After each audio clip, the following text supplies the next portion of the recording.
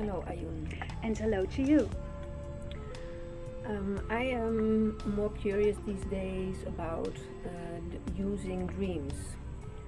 I have a very vivid dream life since I can remember, and I tried over the years to get some lessons in dream yoga, and I always missed the teacher. I never got there.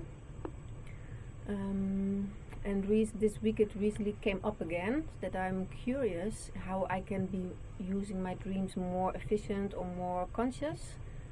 I like dreaming. I always feel like I'm looking forward to what's coming then in the sleep state, but I don't feel like I control it or I can be more awake. How do you want to use your dreams more, as you say? Be able to read it when I wake up. I don't know how to interpret it very often. Sometimes I look up in dream dictionaries, but then it doesn't, or it does resonate, but I get mostly confused, so it's not really helpful. Let us reflect on that last part first of all. It sounds like you've been wanting to jump ahead pretty strongly. Sounds like me, yes. The dreams as you are receiving them now, you are able to remember them. That's what you're saying, correct? Mm-hmm. So you're able to even write them down, perhaps? Yes, but I don't, not at the moment. But I take time in the morning to reflect on them, mostly like half an hour or so. So I do that already for a long time. There's a reason why writing them down will assist you in understanding them better. The reason, amongst others, is that you will read along with your own writing as you write them down. You understand? And you will pick different words. You will make different sentences constructions than when you just overview it in your head.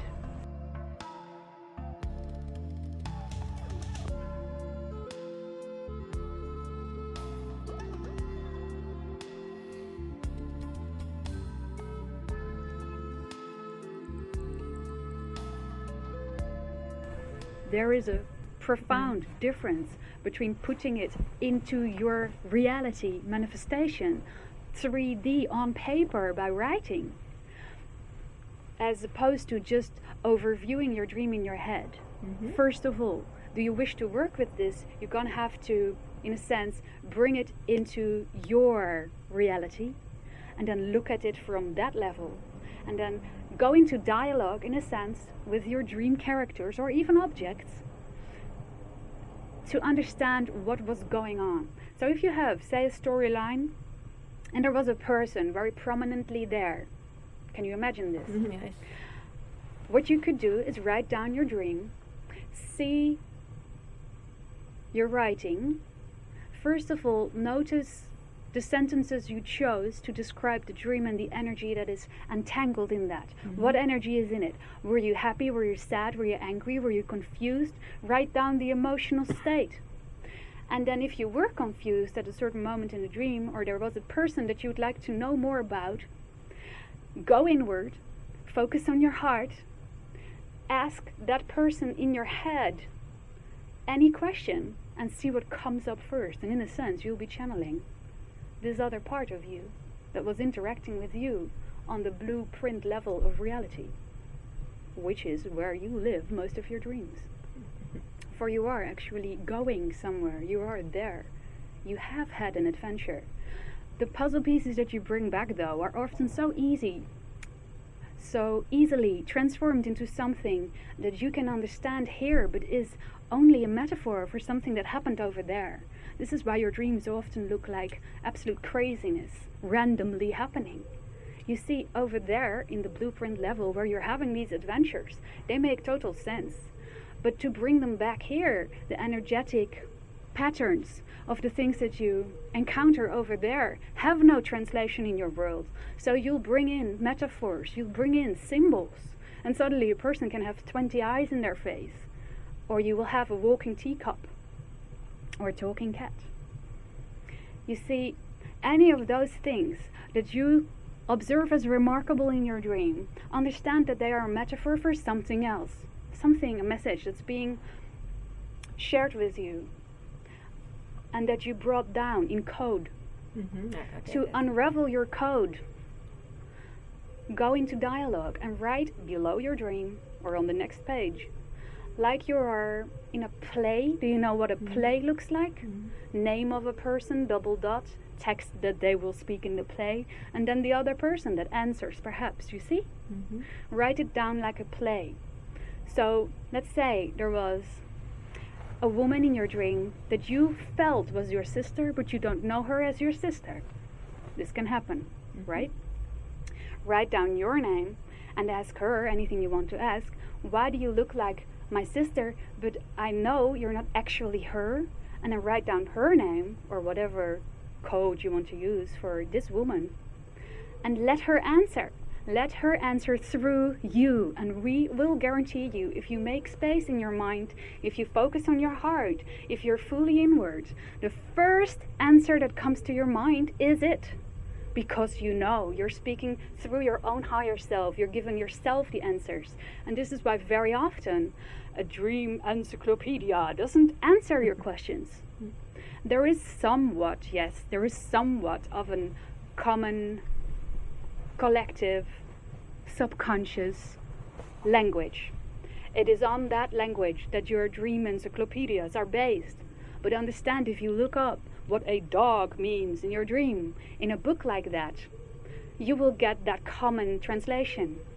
But you, as well as anybody here in the room, will understand that for one person the dog means a man's best friend, and for another person a dog means a scary thing that you can't trust and that might bite you in a second, depending on their personal experiences with dogs. You understand? So if you want to really dive deep into the meaning of your own dreams that are being corresponded through your higher self with you in your subconscious level, you can bring them to the conscious level when you go into dialogue in that way. Great, yes. Can you play with that? Yes, I'm looking forward to You're it. very welcome. And we will see you there. I have an additional question.